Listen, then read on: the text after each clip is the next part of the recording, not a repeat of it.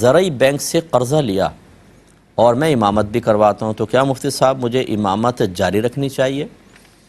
غالباً کا کہنے کا مطلب یہ ہے کہ وعدہ سود پہ قرضہ لینے کی وجہ سے کیا میں امامت کا مستحق رہا یا نہیں رہا۔ دیکھیں، اچھی طرح یاد رکھیں، اصل میں آپ اگر خود تقوی کے لحاظ سے چھوڑ دیں تو ایک الگ بات ہے، ورنہ اگر آپ نماز کو جاری رکھیں تو آپ کے پیچھے نماز تو لوگوں کی ہو جائے گی، یہ اس کا انکار نہیں ہے۔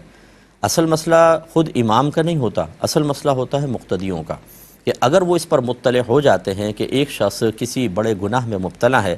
تو پھر یہ ان کا جان لینا یقینی سی بات ہے کہ اس امام کے پیچھے نماز پڑھنے میں ان کو کراہت محسوس ہوگی اور کراہت پیدا کرے گا، اور یہ قلت جماعت کا سبب بن سکتا ہے کہ لوگ نفرت کی وجہ سے پھر نماز چھوڑ دیتے ہیں، اس امام کے پیچھے نہیں پڑھنی، تو جماعت قلیل ہو جاتی ہے۔ اس لیے کہا جاتا ہے کہ جس امام کی خطا ظاہر ہو جائے، وہ بے اعلانیہ خطا اور مستقل بنیادوں پہ وہ کر رہا ہو، تو پھر اس کو معزول کرنا چاہیے۔ ہاں، کبھی اچانک کوئی ایک آدھ خطا بڑی ہو گئی اور ظاہر ہو گئی اور وہ اعلانیہ توبہ کرے اور آئندہ کے لیے اس خطا سے محفوظ رہے تو پھر تو گنجائش نکل سکتی ہے، لیکن اگر قوم بہرحال اس سے نفرت کر دے اور اظہار کر دے اور نہ پڑھے پیچھے نماز، تو پھر امام کو چینج کرنا چاہیے۔ لیکن اگر آپ نے قرضہ لیا ہے اور کسی کو علم نہیں ہے تو پہلی بات تو یہ کہ لینا نہیں چاہیے تھا۔ ہمارا مشورہ ہے کہ فوراً سے پیشتر اس کو آپ ادا کر کے ختم کریں، اپنی امامت آپ جاری رکھ سکتے ہیں جب تک کہ آپ کا یہ معاملہ لوگوں کے سامنے منکشف نہ ہو جائے۔ ایک یہ کہتے ہیں کہ اگر کسی بچی کے پاس فارمیسی کا لائسنس ہو،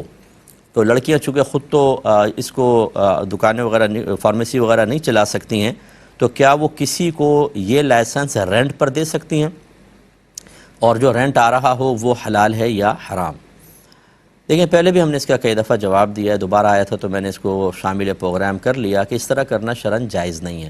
جو بھی اپنی فارمیسی کسی اور کے لائسنس پہ چلائے گا، لازم سی بات ہے وہ یہ ظاہر کرے گا کہ اس کی فارمیسی میں چلا رہا ہوں، یا اپنا کوئی لائسنس کر کے شو کرے گا، اور اس میں دھوکے اور جھوٹ کے امکانات ہیں، اور یہ اللیگل چیز ہے کہ کسی اور کے لائسنس پر آپ کام نہیں کر سکتے ہیں،